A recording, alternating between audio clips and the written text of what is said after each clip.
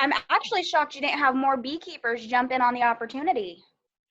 You know, it all kind of just has been kind of a whirlwind with the virus and the pandemic, and so That's true. um, I think that that's probably why we didn't have more beekeepers at this go around. But I'm so excited to have you here, and I'm hoping that you'll join us again next year. I'm glad to be here, and yeah, just let me know. Perfect. Well, this is Taya with Tease Bees, and she's going to teach us all about hives today. So let's jive with Tease Hives. Okay, so we're gonna start very basic. We're gonna go to what is a honeybee, because I get tons of calls all the time, people asking me to come out check their bees, but they actually have wasps. So bees are a lot smaller than one thinks, um, like nickel size length, very, very, very tiny, very fuzzy. If you'll switch to the first slide, it hasn't switched for me. I don't know if you have. They're very, very fuzzy creatures. Bumblebees are a little bit bigger and rounder. Um, yeah, right here you can see all of her fur. As a bee gets older, she starts losing fur and becomes very shiny, and that's what most people deem as a wasp. But wasps are, their wings are a lot sharper, and their wings go flat down their back. So if their wings kind of round out there, you probably have a bee of some sort. Honeybees go from flower to flower. They collect pollen and nectar, and the pollen and nectar are going to be different for each and every flower. So we'll look at some pictures later of different pollens, and you can see the different colors from the different sources. Um, Bees also help to pollinate. So when they do go from flower to flower, they rub up against the flower, they eat the nectar, and it gets stuck to all of their little hairs. And then when they go to another flower, the pollen transfers, and that's how you get pollination. So they use electrostatic, like when you have a balloon and you rub it on your head and it sticks up, and it sticks to their fur. And then when you do hear honey buzzing, it's not because a honeybee buzzing, it's not the bee itself that's making the noise, it's their wings. Their wings beat so fast that it creates a noise. Okay, whenever you're ready. Perfect. So there are 3 types of honeybee in a hive. We have the worker bee, which is the one you're going to see on the flowers. It's the one that does anything and everything in the hive except lay eggs. The queen, the one in the middle, she's really long, and her torso is shaped differently. And usually she's a completely different color than the bee. While the worker bees are the black and yellow stripes, and the ones you're going to see out and about, and the generic honeybee image, your queen bee is going to have different coloration. So she has kind of a orangish red tint, and then the very bottom of her abdomen is black, and it'll vary from each queen. She's also not as fuzzy. She's known for the big black spot on her back right above her abdomen, because it's never really fuzzy like honeybees, like worker bees are. And then we have a drone, and drones are the big guys. They're males, and they don't have stingers. While worker bees do all the work, they collect pollen, they keep the hives clean, they, make the honey and feed the queen. Drone bees do absolutely nothing. They just kind of wander around and hang out. But if you see drones, it means you have a decent sized colony that is fairly healthy. It's good to see them. Their only purpose really is to mate, and they do die in the mating process. And so in the fall, they kick them out. They kick out all of the male bees because they're just going to eat their food. So those are our 3 bees. There are 8 or 9 species of honeybee here in the US right now. I work with Italian and Carnolian bees. It's just a different coloration. Italian are going to be a little more gold, Carnolian are more black. But those are the 3 honeybees. Right here, it's a little difficult to understand, but this is the span of a bee's life cycle. So for the cleaning bee, from day 1 to when they hatch to about day 3 to 5, that's their job. Their job is defined by their age. So from 1 to 5 or so, they are cleaning. They start cleaning the cell they live in and they hatched from, and then they go around and clean the rest of the hive. From day about 5 to about 10, 11, 12, they are nurse bees and they feed the brood. And the brood is just different levels from egg to larva to like hatching bee. So they just go around and kind of take care of it. From day 12 to about 18, 19, they have a mixture of jobs where they are transferring nectar. So when a honeybee brings in nectar, they pass it off to another bee, and they have what is called a honey stomach. So people always joke about how honey is bee vomit, but they have a separate stomach for it, so it's not quite bee vomit because that's kind of gross. But they pass it off between 2 to 3 bees before they actually put it in the cell. So that's nectar transferring. They build comb about this time because bees can only build comb for a certain amount of their life. They have glands where, like we sweat, they produce wax. And so when they produce it, they chew it up and they kind of mold it and soften it and then build it into the comb. And while we always see hexagon shapes, they actually build in circular patterns. But by the time the wax is hardened and they've added the separate like little holes, it pulls it tight, which creates the hexagon pattern that we see. And then they also do fanning about that time. And the fanning is literally them just taking their wings and drying out the honey and fanning pheromones around. They don't really have, like, other than the knowledge of what their queen's pheromone smells like, they don't have any loyalty to her. As long as they have that queen pheromone in the hive, they're fine. If for whatever reason a queen gets lost or needs replaced, that new queen will come in with a new pheromone and everyone readjusts. So if they have any issues with her, or if they have anything else they need to talk about, or even if they're nervous, they have alarm pheromones, which if one produces it, it smells like bananas actually. If one produces it, they fan it around, and then all the other bees are aware that, we're alarmed, we're nervous right now. That's what fanning is. There's many different ways. They could be fanning pheromones, they could be like cooling off the hive, they could be drying out honey. From day about 19 to 21, 22, they spend their time guarding the hive. They'll sit at the front door of the hive and make sure no wasps or bees from other hives come in. They protect it. And then anything after that 22nd day, they're foraging. Bees only live about a month to 2, maybe 3 months if they're lucky in the winter. They spend all of their time working, and so sadly they don't last too long. But foraging means they go out and they find nectar and they find pollen and they bring it back to the hive and let everyone know where it is. Bees also dance to communicate. They have 4 or 5 different dances that have been monitored right now, but that's how they don't really buzz to talk. They use pheromones and random dances.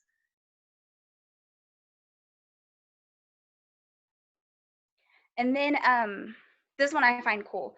So when a bee finds a pollen source, they use the sun to go back and tell where the pollen source is. So like for example, if we're facing the sun and the pollen source is off to the right, they do a dance where they go up like towards the sun and then they circle back to the right and then go up towards the sun and circle back to the left. But if the nectar source is off to the left, they do the opposite. And it tells them where the pollen source is, about how far away it is, and they use the sun for guidance.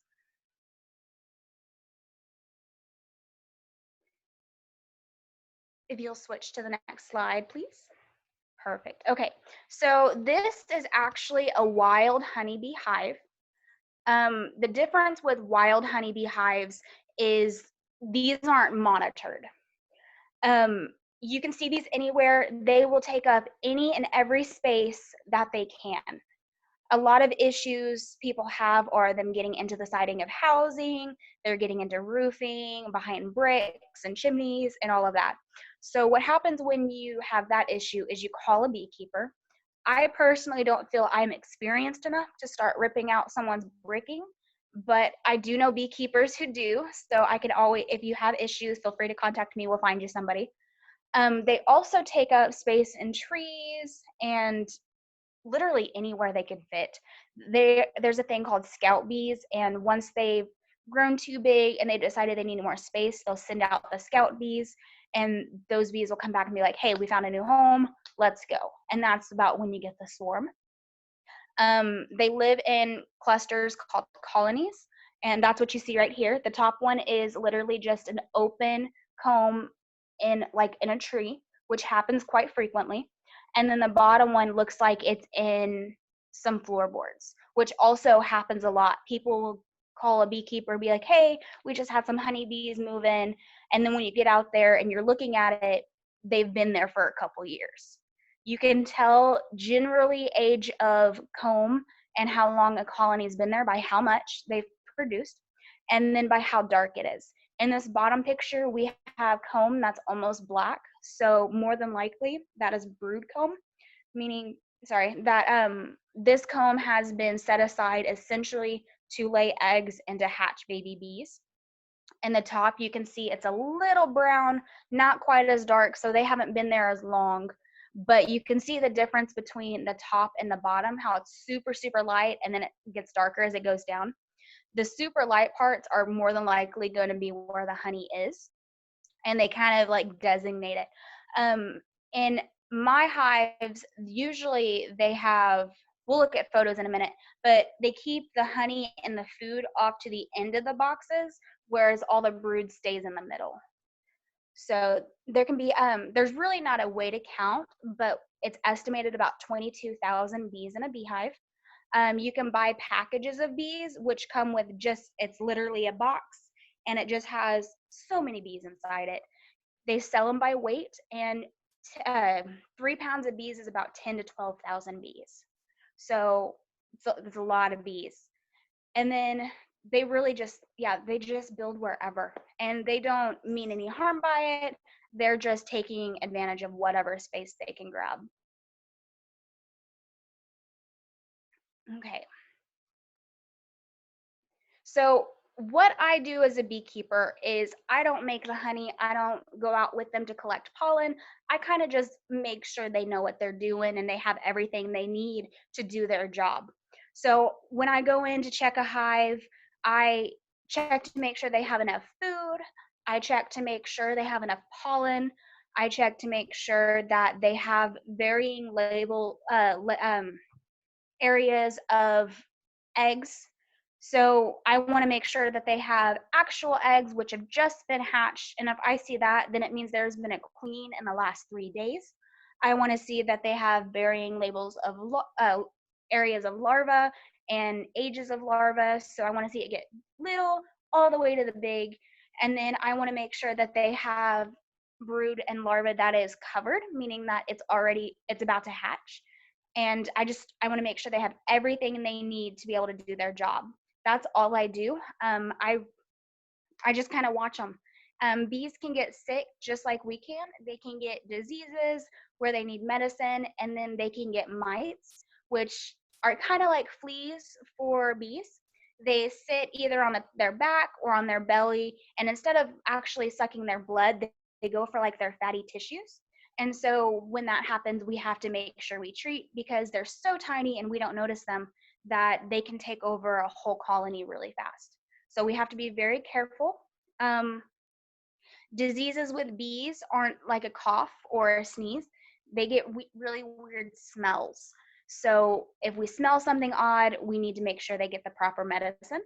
There is a couple diseases that we have around here. One is American foul brood, one is European foul brood. And if we get American foul brood, then actually the whole hive has to be exterminated, because it has spores and almost like a fungus, and it takes over. and then it transfers to colonies in the area, and then it transfers to more colonies farther out, and it just kind of expands. So Oklahoma, all states actually, Oklahoma has an inspector that if you register your beehives, it's like $10 for whatever hives you have, and they come out and they check them once or twice a year, and they just make sure that everything looks good. They make sure that they're not sick and they don't have anything that we need to worry about. That's really it. I don't do too much with them. Okay, so here we have one of my hives actually. So we're going to start with the bottom box and work our way up. Where you see the cluster of bees, that's where their entrance is. That's called bearding, and it's something they do when they're about to swarm. So they'll go out there and they'll fan their wings and send out a pheromone that says, hey, we're about to leave, get ready. Or right here, they're just bearding because it's really hot here in Oklahoma. So that means they try to keep the hive temperature about 90, 95 degrees at all times.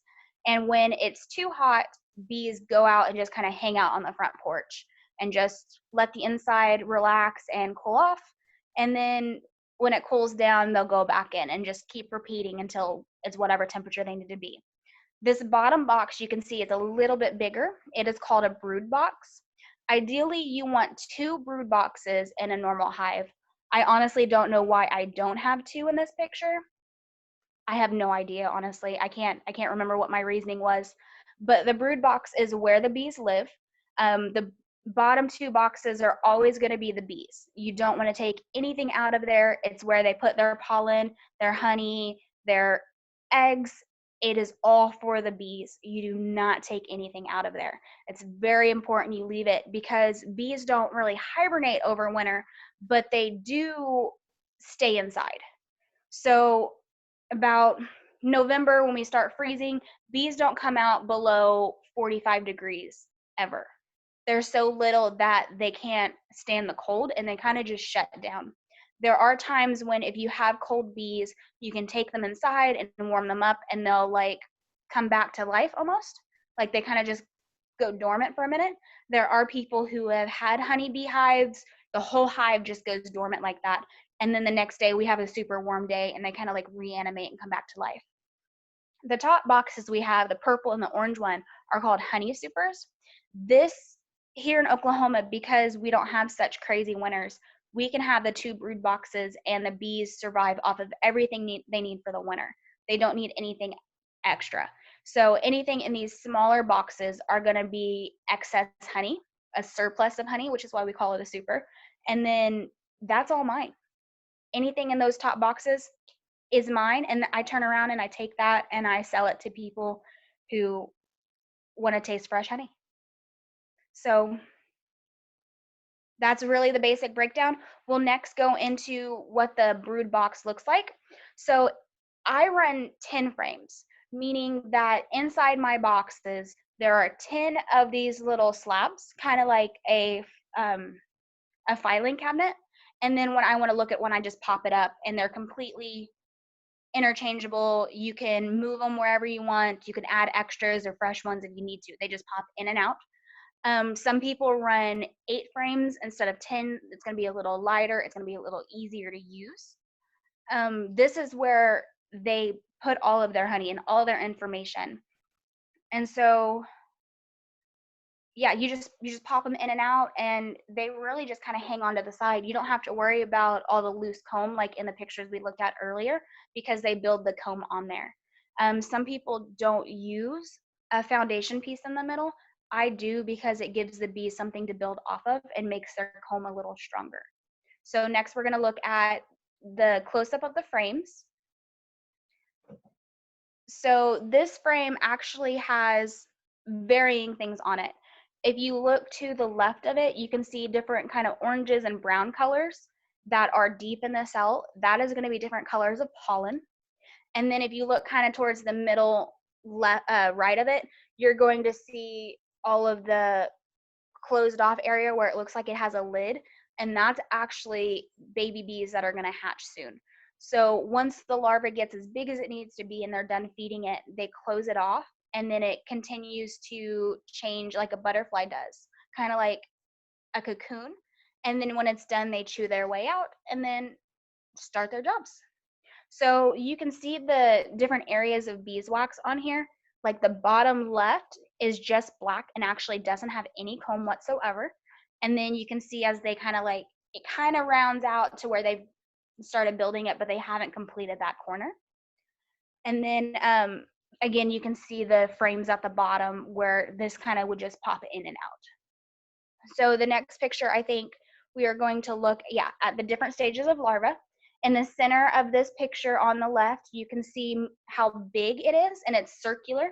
So when they feed it enough that it fills up that entire space, they then close it off. And if you look really closely, you can see how the comb is actually circular, and they're starting to close off those center cells. And then as we work our way out to the edge of the frame, you can see how they're a lot smaller. They kind of look like small little C's. And then you can see a little bit of the eggs. It is a little hard. And then on the right, we have so many different colors of pollen. You can see dark browns and oranges and yellows, and there's some green in there. And then at the very top where we see all that blue, that is actually sugar water. Most of my hives right now are one brood box, and they're not as strong as I need to be because I started with 2 this year and I'm up to 9. I've expanded very much. I've had 4 swarm calls where people have a cluster of bees. They don't have any comb, they don't have any pollen, nothing. It's just a big ball of bees. And when they call me and they're like, hey, come get these bees, I just put them in a box and they have nothing. So I feed sugar water, which is like 1 cup water to 1 cup sugar, and it mimics nectar, and they can take it and store it and then fan it to create what's called a funny honey. It's not from actual flower sources, so it's not real honey, and we don't want to sell it as such. So I put different food colorings in it so I can see where it is on the frame. That way I can also monitor and be like, okay, they didn't have too much actual nectar in the area, so they have sugar water. So next year, maybe I need to put them somewhere with more flowers. Or next year, I need to make sure that there's only 1 hive in this area because they need more nectar. I can also see how well they're actually building comb. So it takes a lot, like I want to say it's a pound of honey to make a pound of comb. Like they need a lot of food to make comb. So if I feed sugar water, it gives them that just extra boost. It gives them something to start with. So when bees make honey, they bring in the nectar, they transfer it a few times back and forth with the other bees, and then they fan it with their wings like we talked about, because nectar has a high percentage of water, and they want honey to have, I think it's between 14 to 16% water. So they dry it off, they kind of evaporate it really fast to make sure it's that 14 to 16%, whichever number they prefer, and then they close it off saying, hey, this is perfect, this is good, this is everything we need, and then it's good for literally ever. They have found honey in tombs that's still edible. Even crystallized honey can be heated up a little bit and it's still edible. So each hive has their own perfect number, and they're just trying to make their honey perfect. Okay, so this is actually a video of going into my beehive. I'm pretty much going to re-explain everything I just went through, but you'll have a better understanding because you'll see it this time. Okay, so this is what we have.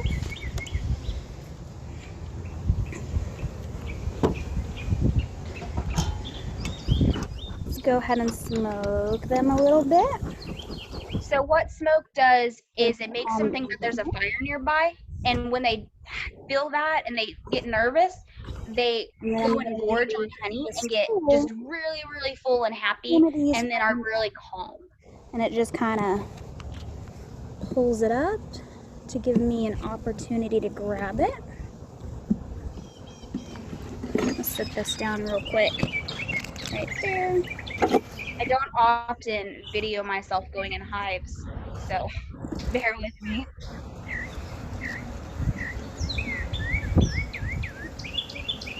Okay. And here we are.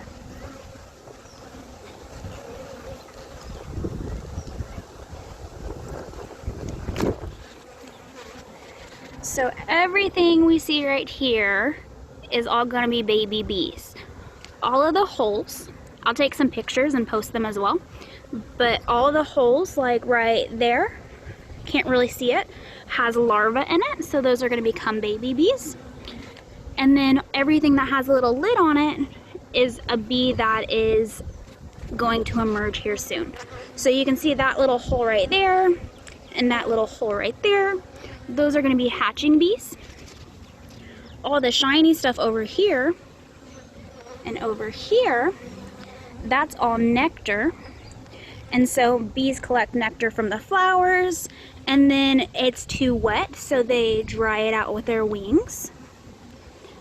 And then when it's just right, they put a lid over it to say that it's done, and one of those like lids right there, they just take a small bit of wax and put it over the top and say this is done, this is perfect, and they leave it for whenever they need it. Okay, let me go ahead and pull out another frame. I'm going to sit this one down here for now.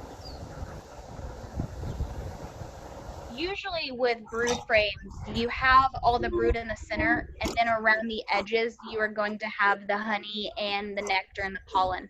Because as the bees hatch, they work their way to the outer frames, and it's just a fast area for food. The bees.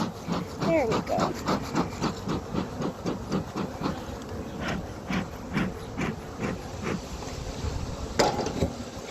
Very nice.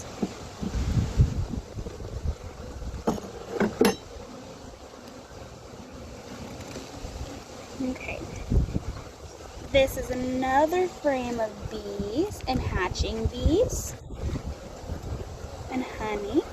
I'll get a couple pictures close up of the honey and the nectar and everything. But as you can see, the bees are just living their life, doing their job. Most all of the bees you see right here are going to be female. You can tell, let me see if I can see a boy. Females are the worker bees, and they're a lot smaller than the males. Male honeybees also don't have stingers. So most bees that you see in gardens and you see getting nectar, or you just honestly see anytime, are going to be the female worker bees. Pull out another frame. It's very rare that you see pollen. There's a little bit here and there, but I'd like to see a big frame of it so I can show you what they do. So each bee has a different job. Has a different job in the hive. They go out every day and they get nectar and pollen, and they look for flowers, and they come back and they tell all the other bees what they found. Bees communicate with each other through dancing. There are different dances for whatever they want to say. Do you see all that orange, all the different colors of yellow and orange, and kind of looks a little brown? All of that is going to be pollen.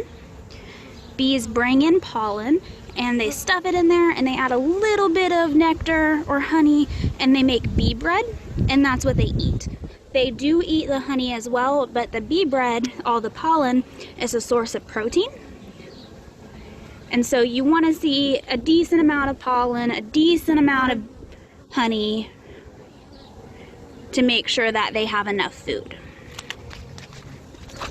Let's look at the other side.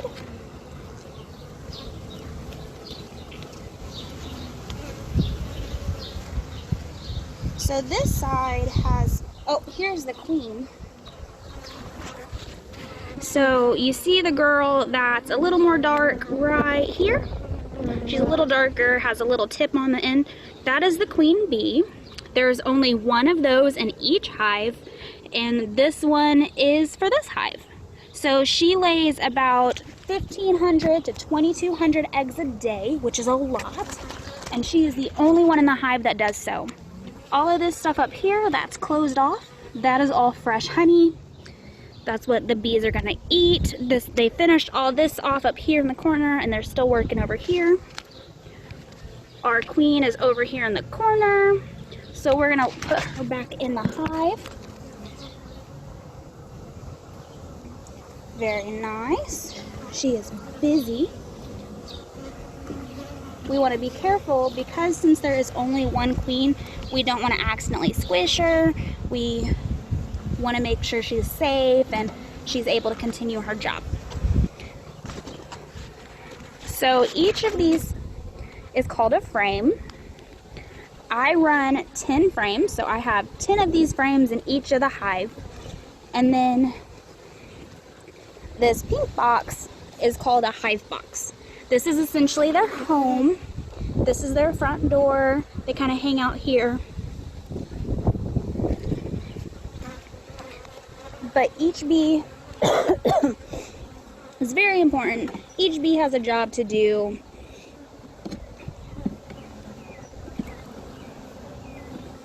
Move this back into place.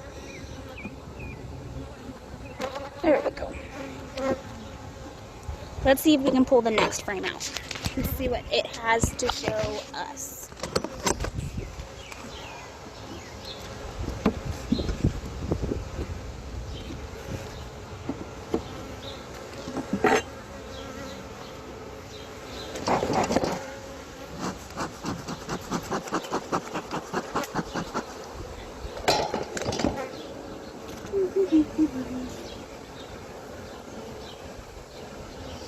So this frame has lots of baby bees as well. You can see everything that's closed off, where they're gonna hatch. You can also see all of the different stages of larvae right here. So as a queen, you can see an egg up here, and then as we go towards the middle, it kind of gets bigger. So as a queen walks across a frame, she kind of lays eggs, and by the time she gets across, the ones at the very beginning of the frame are already a little bigger. See what we got over here. Here's a lot of fresh eggs. So when you see eggs, you know that there's been a queen bee in the last 3 days. So all those little dots, those are eggs. You can also see all the nectar up here. I don't know if you can tell really, but that nectar is actually blue. Because this hive is so small, I like feeding sugar water to make sure that, you know, they have what they need and they're prepared and they can build up comb. It takes a lot of honey to build comb, and so when you just start a hive, you want to give them that extra boost because they don't actually have that comb or the honey. So I feed them sugar water and I color it so that I know where the sugar water is. Sugar water, they can make it into a honey type thing, but because it's not from flowers, it's just from sugar water, it's not a real honey, so it's kind of funny honey. So I like being able to see where that honey is. On this frame that I pulled out earlier, you can actually see all of the fresh pollen that they've put in these frames. It's not as packed, it's kind of like little pieces. So that's all fresh that just got here. They just put it in the frames.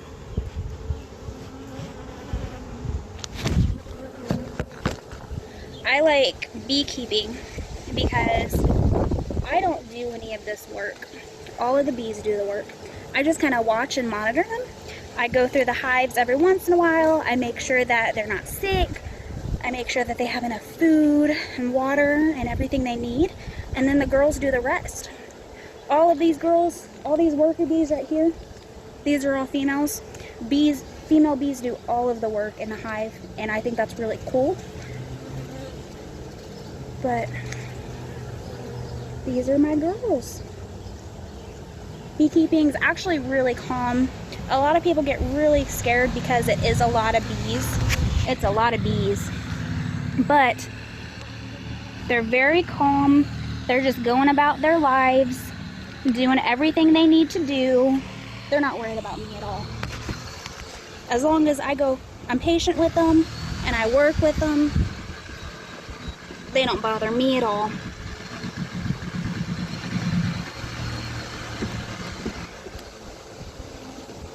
I do get honey from the girls. This hive is actually too early, so I won't get any honey from this hive. You can see all my other boxes here. Each of these boxes, the big ones, is called a brood box. So a decently successful hive has 2 brood boxes. and everything in those 2 boxes, they're going to have 10 frames each. So the first 20 frames that a hive has is it's all the bees. I don't touch it. I make sure that they have what they need, but I don't take anything out of that box. It's not for me, it's theirs. They've been busy, it's theirs. Once I put a 3rd box on top of it, that box is usually extra. So I'm in Oklahoma. I mean, we're in Oklahoma. We don't get too crazy of winters, so everything in that 3rd box is mine. I have 7 hives right here. Here's a few of them. But these hives only have 1 box, 1 brood box, so I'm not going to get honey from these for a while. Here's some of the sugar water that I feed them. It's bright blue so I can see it. You can see this hive over here is almost out of sugar water, so I'll need to get some more out there.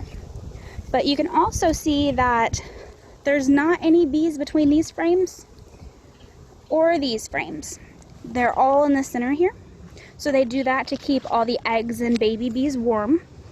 And then as they build up in a colony and they get bigger numbers, they'll start branching out to the outer frames.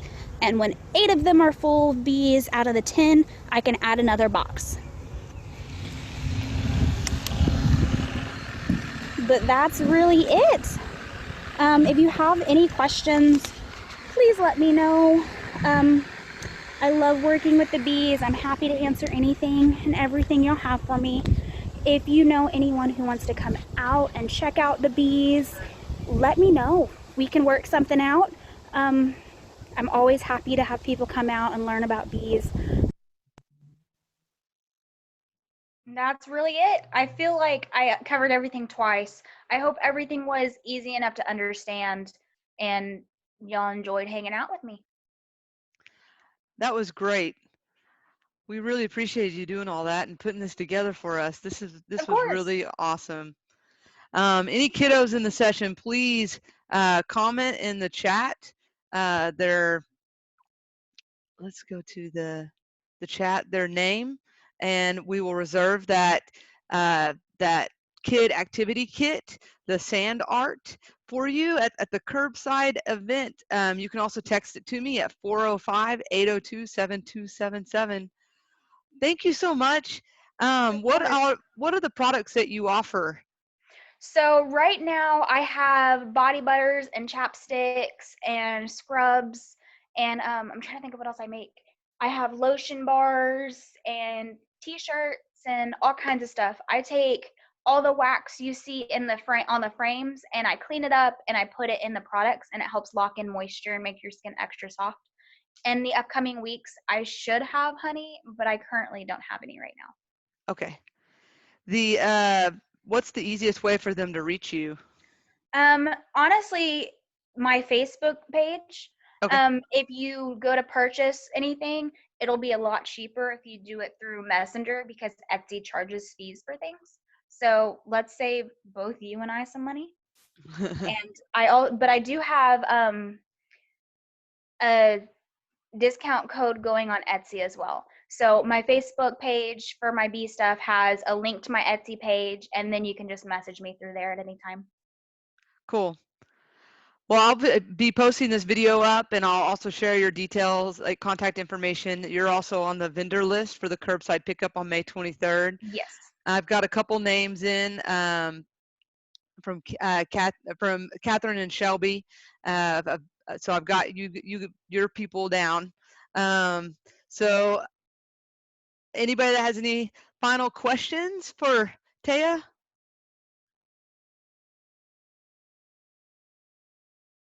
And feel free to message me at any point if y'all think of any later. Or if y'all actually do want to come out and like suit up and check out some bees. I have about 4 extra suits and gloves. So we can get y'all in. I just want to say this was a great video. I learned a lot. Yeah. I'm glad. Things that I had no idea about bees. Yeah, And bees are such in-depth creatures and no one ever realizes it because they're scary.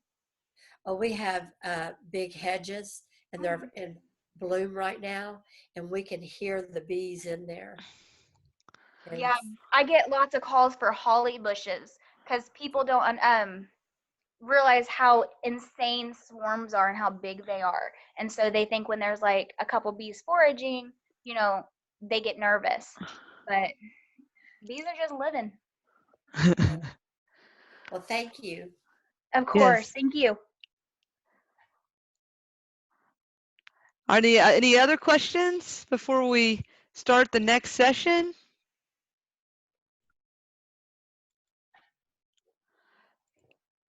Well, anyone that wants to stick around, our next session is with, I want to say this right, Pinya, is that correct? She's going to be doing cookie math.